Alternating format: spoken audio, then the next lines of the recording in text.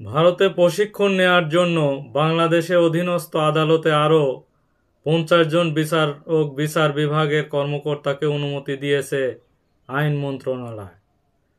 অনুমতিপ্রাপ্ত বিচারকরা আগামী 10 থেকে 20 ফেব্রুয়ারি পর্যন্ত প্রশিক্ষণে অংশ নেবেন বলে জানা গেছে।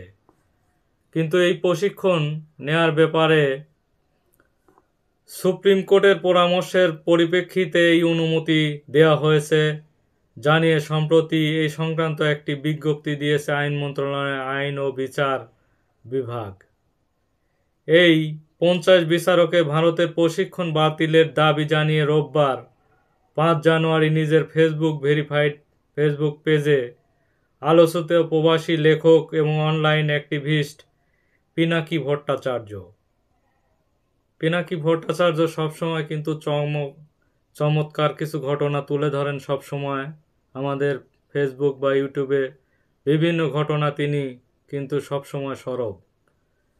এই বিষয়ে সুপ্রিম কোর্ট যে বিভিন্ন 50 জন যে বিচারকে প্রশিক্ষণ নেয়ার ব্যাপারে যে ভারত বলেছে, এর আগে কিন্তু পুতুলকে নিয়ে তিনি একটি বিবৃতি প্রকাশ করেছিলেন যে ভারত পুতুলকে প্রশিক্ষণ দিচ্ছে যাতে ভবিষ্যতে পুতুল বাংলাদেশের শেখ হাসিনা প্রধানমন্ত্রী না হতে পারলেও যাতে পুতুল বাংলাদেশের ভবিষ্যতে প্রধানমন্ত্রী হতে পারে, এরকম একটি তথ্য কিন্তু এর আগে প্রকাশ করেছিলেন। এরকমই যেহেতু আগের থেকে এটি একটি আইন করা ছিল যে বিভিন্ন বিচারক ভারতে প্রশিক্ষণ নিতে পারবেন, এই বিষয়ে তার এখন সুযোগ এসেছে। এই কারণে তিনি এ বিষয়ে একটি বিবৃতি দিয়েছেন যে এই যে 50 জন বিচারককে যে প্রশিক্ষণ দিবে ভারত, এই বিষয়ে তিনি এই কারণে একটি উক্তি করেছেন।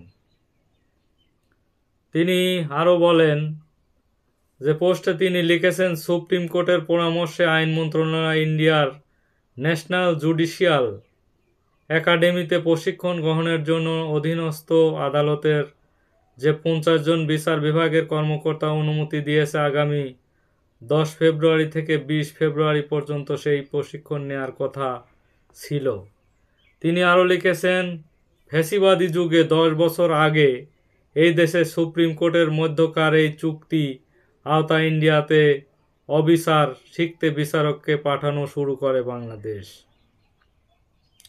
তিনি দেখেন এখানে একটি গুরুত্বপূর্ণ কথা বলেছেন যে আমাদের বিচার বিভাগের যে বিচারকরা তারা বিচার না শিখে অবিচার শিখতে তারা ইন্ডিয়াতে প্রশিক্ষণ নিতে যায়, এরকম কথা তিনি বলতে চেয়েছেন। এবার 50 জন ইন্ডিয়াকে প্রশিক্ষণ নিতে যাওয়ার তথ্য গতকাল জনপরিসরে প্রকাশিত হলে চারিদিকে প্রবল আপত্তি উঠে। ফলে সুপ্রিম কোর্ট এই কর্মসূচিতে আর লোক না পাঠানোর সিদ্ধান্ত নিয়েছে বলে জানা গেছে। গভীর উদ্বেগ জানিয়ে পিনাকি লেখেন, ভয়াবহ যা জানা গেছে প্রায় অনুরূপ কর্মসূচি ইন্ডিয়ার দালালি শিখতে প্রশাসন ক্যাডারে অফিসাররাও যান। এরকম আরও কোনো চুক্তি আওতায় ক্যাডাররা কর্মকর্তারা বৈরী এবং প্রতিবেশী দেশে পা চাটতে যান, সেই তথ্য বের করে এই সকল মাথা নোয়ানোর শিক্ষা এবং বৃত্তি কর্মসূচি বাতিল করতে হবে বলেও তিনি স্পষ্টভাবে জানিয়েছেন।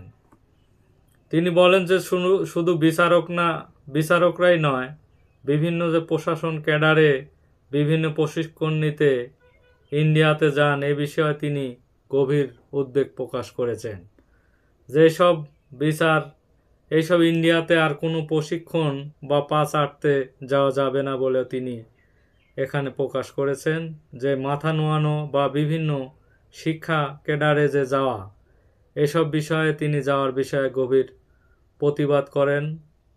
এছাড়া তিনি এই প্রসঙ্গে 2017 সালে এপ্রিলে তৎকালীন প্রধানমন্ত্রী শেখ হাসিনা ভারত সফরে বাংলাদেশের বিচার বিভাগের কর্মকর্তাদের প্রশিক্ষণ এবং সামর্থ্য বাড়ানোর লক্ষ্যে বাংলাদেশ সুপ্রিম কোর্ট এবং ভারতের ন্যাশনাল জুডিশিয়াল একাডেমির মধ্যে একটি সমঝোতা স্মারক স্বাক্ষরিত হয়।